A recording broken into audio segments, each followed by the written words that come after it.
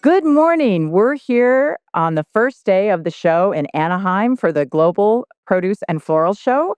And I'm so excited to be here and be here right outside of registration. And there's so much buzz going around.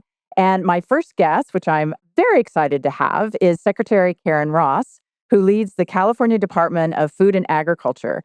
And under her leadership, CDFA has helped advance climate smart agriculture, supported innovation, and strengthened public private partnerships across one of the most dynamic food systems in the world. I'm so glad to have you here, Karen. It's Thank great to you. see you, Vonnie. And this is exciting. It is exciting. Have you been to the show before? Only a couple of times. And I just remember being amazed by the breadth of it and just how active everything is. Like, it feels like a real business place, but with lots and lots of businesses.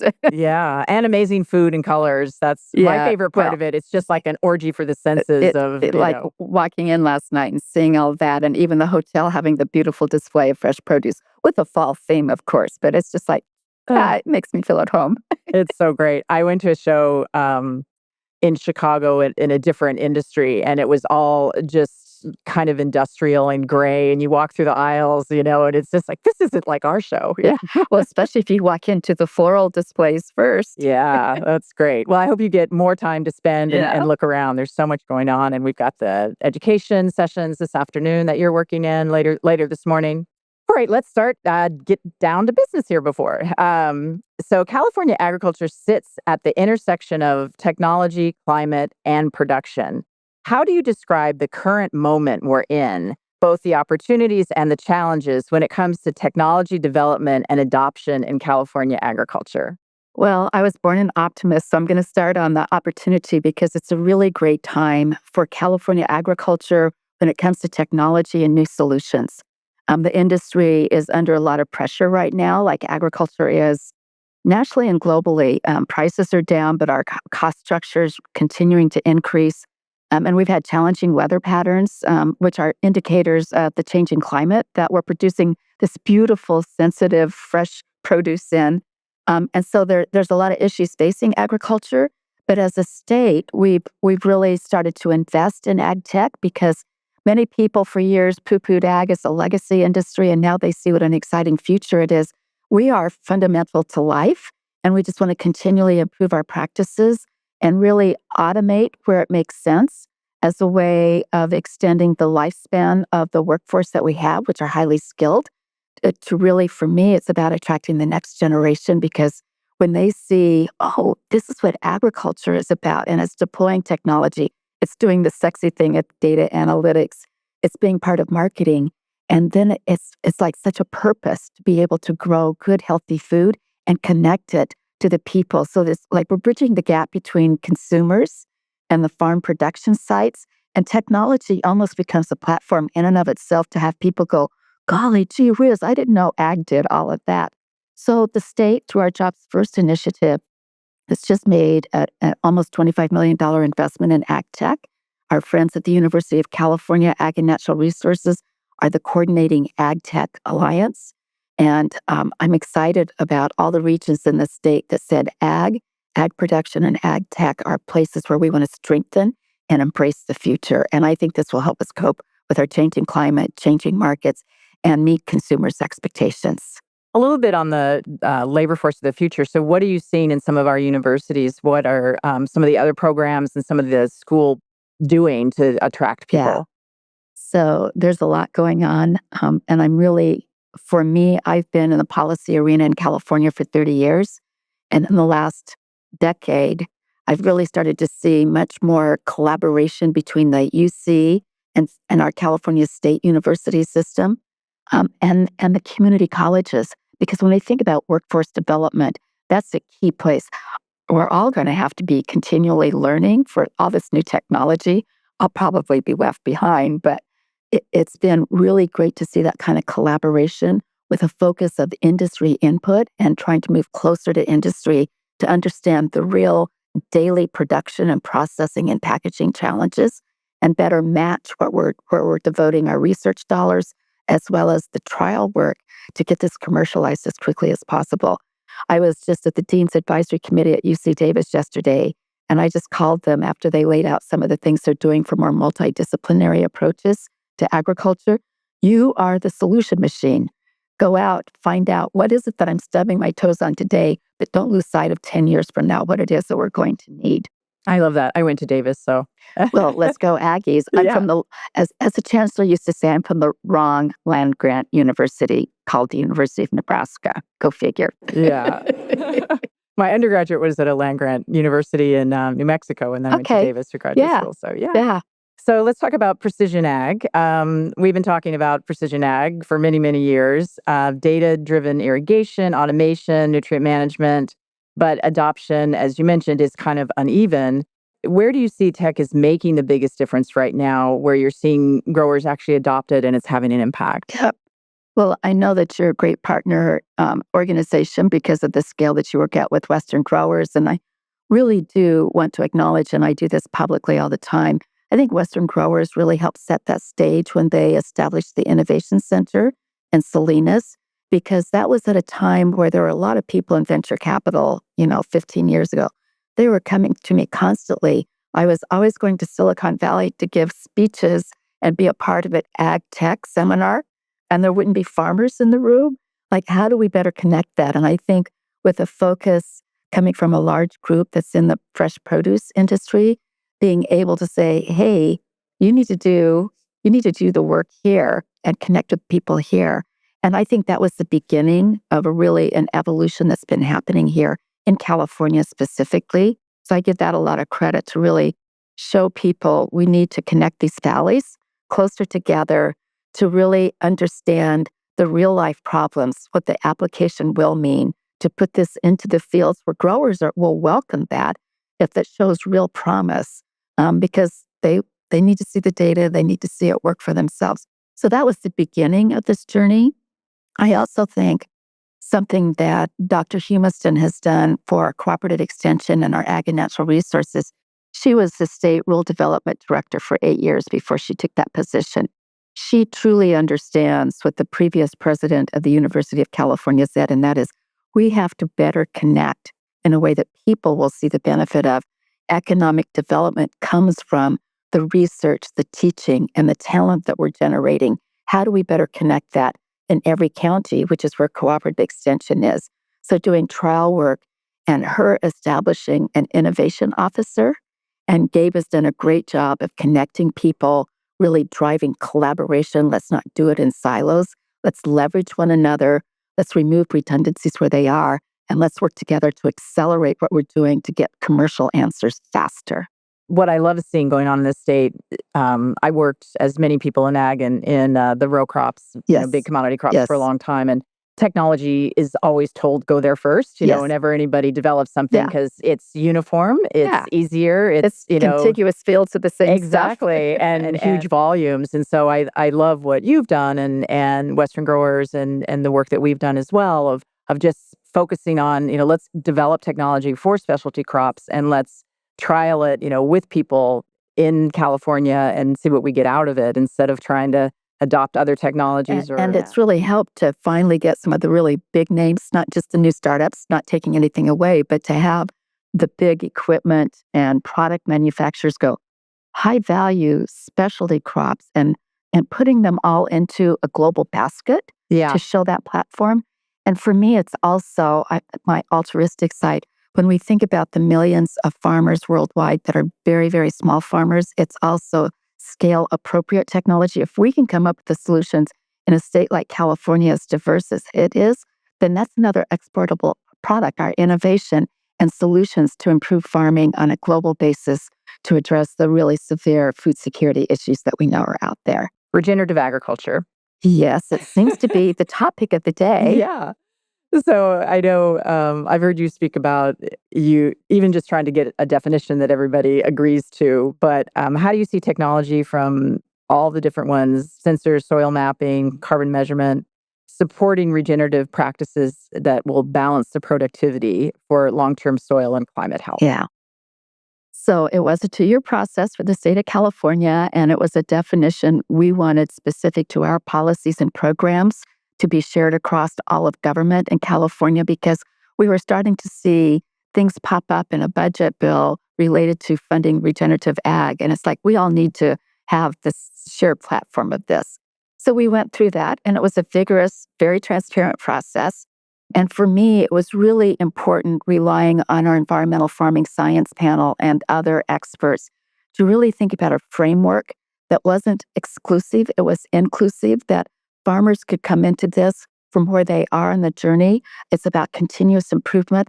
I love that the focus is on soil health, that if we invest in our soil, the soil will continue to be productive for generations to come. And the understanding of carbon, and that we are part of the solution of drawing down carbon and storing that in our soils for long term productivity. To hopefully over time, we can show that we can lessen inputs as well as some of the negative impacts because we know that water holding capacity, that carbon, that soil organic matter, that's really improving nutrient cycling. It's preventing that leakage into our groundwater basins, and healthier plants. I think the resiliency of this for changing climate is important. And what I'm very hopeful for is that this is one of many of the public benefits that come from stewardship on the land, that hopefully markets and consumer purchasing will reward that. We have a lot to protect in California with our natural resource system and the agricultural productivity that we have. So that gives us a big responsibility to continue to protect that biodiversity in our soil. Adding cover crops and hedgerows enhances that biodiversity. I just hope that markets, if we can verify in a cost-effective way, that could become another revenue stream or a value add that's recognized in the marketplace. And it's a shared, I hate to put the term cost on it, but that we all say, this is what we want from this land. It shouldn't just be on the shoulders of the person on the land that's bearing that. This should bring value to all of us in the supply chain. And it's really addressing consumer needs. That's my desire. And I think government has a role in this by giving us market signals. This is where we're putting our incentive dollars. Here's where we're proving out climate smart ag. Here's where we're de-risking in the eyes of some of the farmers that this works for your bottom line and enhances the reputation of an already strong reputation for California produce. Yeah, that's such a great point of that trying different things and new practices, it doesn't always work. And so the risk to the grower that they have to take on, um, that's a lot of risk to take. And so any way we can de-risk that and then hopefully, pull it through the supply chain where there's higher value add that people are willing to pay for. Are you seeing anything happening yet? Are we in early stages? There's a lot of interest there. I was very excited about one of the initiatives in particular at USDA under the Climate Smart Commodity Partnership Program, because that was about data collection and really understanding, can we quantify this in a way that builds trust into the system, that brings transparency into the system and the reliability of it. So we're doing our part to try to reach out to all of those partners and try to continue that work on measure, monitor, verify, because it has to be cost effective and it has to be generally accepted. And I think that holds great potential for us. But I also believe over time, and part of what we've done with over $650 million in incentive grants is prove the business case that farmers, I use my brother as an example all the time. When my Western Nebraska dryland farmer of row crops turned all to no-till, rotational grazing, continuous crop, cover cropping. And he talked about the life in his soil and the springiness of the soil and the water holding capacity of the soil. We also think we can use these programs for, for many who will never take an incentive grant to see the business case and start to trial that on their own. And I think that's starting to take off throughout California. So I know you've been around biologicals and done some Yeah, work in that area, and this is another. I'm asking you all the easy questions of here of course. I of love new it. These technologies. are all the things I love about my job. So we are seeing this surge of interest in biologicals, and I do know that I've seen you at several biologicals meetings, so I know that you're interested in it as well. And so, how do you see these fitting into California's production systems, and what's needed to build grower confidence and help these innovations scale responsibly? Oh, well, there's that easy 90-second response. So just cut me off because I'm pretty passionate about this, but I'm also excited. We know the pressure on the existing toolbox that we have. And the regulatory pressure is not diminishing at all. But climate and the erratic kinds of weather patterns that we have are exacerbating this. We know from state programs that we manage, our pest seasons are longer. We get newer and species of even the same kind of fruit fly issues that we have. They're different species. They're here longer. We don't get the chill days. We don't get the kill days. So there's many reasons for that, let alone the policy signals we're getting from our very urbanized, progressive legislature, and the development over a 2.5 year period by the Department of Pesticide Regulation for Sustainable Pest Management Roadmap to try to continue the trend line of reducing our reliance on high-risk pesticides. All of that, in addition to consumer desires for clean products, are saying we need more solutions, and biologicals could be one. What we've learned over 3 years of a biological summit and listening to global experiences is we have, in generation one and maybe even generation two, I think we were even trialing these as a one-for-one replacement. That's not going to be the way biologicals work. Maybe they will be 3 generations from now. I'm not judging the future and all that could happen. But what we've really learned, and I took a group to Brazil because we heard about their streamlining of the registration process, is the widespread adoption of biologicals because it's an integrated whole systems approach. So there's not an expectation this is going to be a one-for-one replacement. It's part of the system, and it's part of knocking down high populations, but then integrating biological solutions throughout the rest of the system and the growing season. And what we were blown away by was the acceptance and the adoption by large growers and citrus and avocado growers, floral producers in Brazil. And they've already streamlined their process. So I think it's doable, but even in cooperative extension, we have to do our trial work, not expecting a one-for-one replacement. And that's a systems change that is going to require quite an investment of time and resources, I think. That's what Yeah. I've observed. Yeah, I think I started working on biological controls, I think about 30 years ago. So I've gone through a number of waves of things not working. Yeah. And Let's see, it's got a bad rap.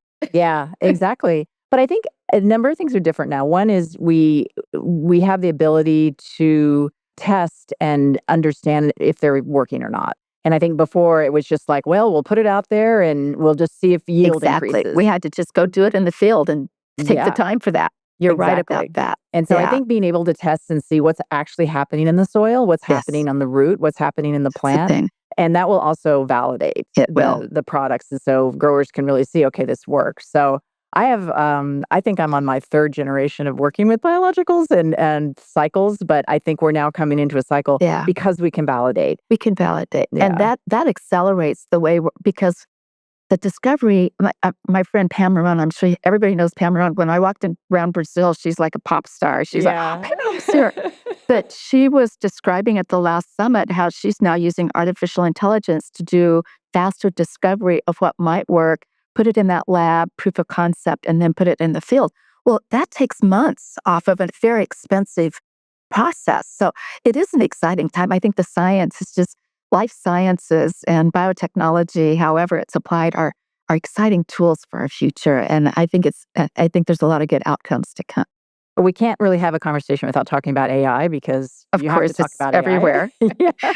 Yeah.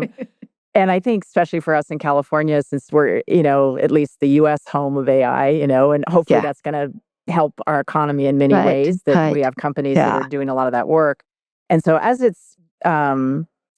it's used in agriculture, how do you see it adding real value to agriculture? And like you just said, developing products faster is one. What are some other areas Yeah. that you're seeing? Well, you mentioned early on about just the precision of irrigation and how much data is going into that, and people operating their irrigation systems and knowing where there's a problem on their phone Yeah. anytime, day or night. I mean, these are all wonderful tools. Um, certainly, AI is being deployed in nutrient management and the biostimulants. I think California is far ahead on biostimulants, but we're not on the biopesticides, for example.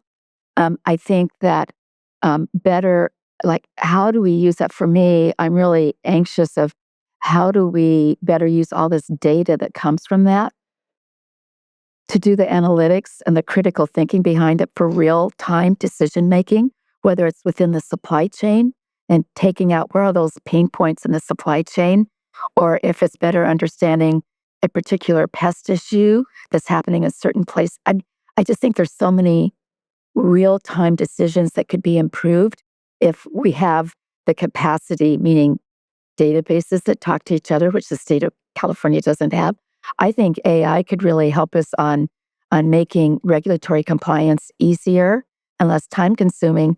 But here's the state needs to make huge IT investments so data sets can talk to each other. Growers could fully automate putting that in. And the feedback could say, here's where we can minimize reporting. I mean, I see applications even in government to make life easier in a business case for growers, but we're not there yet. So having it happen in the discovery process and the deployment where it can be to show people where the possibilities are and to get young people excited about their role in this. This is part of the next generation talent and tools that we really have to think about. They could be the ultimate deployers of this, but let's just show them now the possibilities that they could be part of leading the solution set on. It's I heard someone exciting. say last week that there's more data per acre in agriculture than any other industry. Just because of all the variabilities in Yeah, ag and even yeah, one field. Think yeah. about it. When we see nutrient management and can really see the scope within 1 acre, data Yeah. points, data points. So it's about, I think, where we are now is trying to figure out, okay, we've got weather data, we've got soil data, we've got plant data, we've got data, what genetics you put on the field, all those different things. And so really trying to get data in a form that's usable and shareable. And so that's kind of, I think, the revolution Yeah, we are right yeah. now. And if we can connect that, I think of audit fatigue. If we can better connect that to the buyers so Yeah. that they have more confidence, nothing's being greenwashed. Is there a way to store it in a way that's, the confidentiality, share what's necessary, have access to it for real time if necessary. But I also think this is our opportunity to use all this to better connect to the consumer and having them better understand what I eat. I mean, we all know this. We've known this since a young age, but we don't necessarily do it. But now all the apps we're seeing about I can improve my eating habits and extend my longevity. And I have a friend who's already shown that she's reduced her biological age by 2 years because she's improved nutrition and sleep hours. I mean, think about, but if we could better connect what's in our fields to consumers, what that would mean for healthy eating, for better health outcomes, the avoidance of chronic diseases that cost our economy trillions of dollars every year. That would be new money for investment in farming and kids for better outcomes. Yeah, no, that's I think looking all the way through from biologicals and crop protection and breeding to healthier kids, Yes, we're the through line there. we're it. Come to Exactly. us. We're the Yeah, solution. exactly. Well, wrapping up, we have to get your crystal ball out. So, when you think about California agriculture 5 to 10 years from now, what's your vision? What technologies or partnerships do you believe will most define the next chapter of growth and sustainability? So the possibilities are not achievable without partnerships and collaboration. And we just, for lots of reasons, we've gotten so siloed in so many aspects of society, as well as in academia, as well as in business. And so it's reaching out, like for me, it's throughout the supply chain. Like I used to think if we could only just talk to consumers, all of our problems would be solved. Well, there's a lot of hands that touch our product between the field and a consumer. And so I think where our real focus has to be is how do we bring our supply chain closer together? I'm struggling with this on FSMA and the Food Safety Modernization Act because we've got 20,000 farms that are covered under the produce rule. We've got a great team in place. We've got people investing huge time and dollars. And, we're changing the culture so that we're really about prevention. But it takes the whole supply chain working together, trust between one another. And for me, that could be a way of maybe fewer audits, but an audit or two audits that people have trust in because it's giving them everything they need. And we know we're doing the things that actually, if every producer does these 3 or 10 things, we are preventing foodborne illness. So I think about the future for us and something like that, let alone on climate or other challenges. We need to be closer in the supply chain, addressing problems that if we don't take care of it on the farm, it just exacerbates itself all the way through the food chain. Why don't we all want to be working more closely together? But that's a trust issue. And it's hard when it's customer buyer relationship. I mean, I get all of those pressures, but I think there's so many pre-competitive issues for why we should be coming together better and working more closely and helping to collectively identify research projects that will build that trust, that transparency, and that certainty that everybody's looking for. I think it's possible. I'm starting to see it, and I want to be a part of nurturing it before my term's up at the end of next year. Oh, it's the end of next year? Oh, I hate to hear that.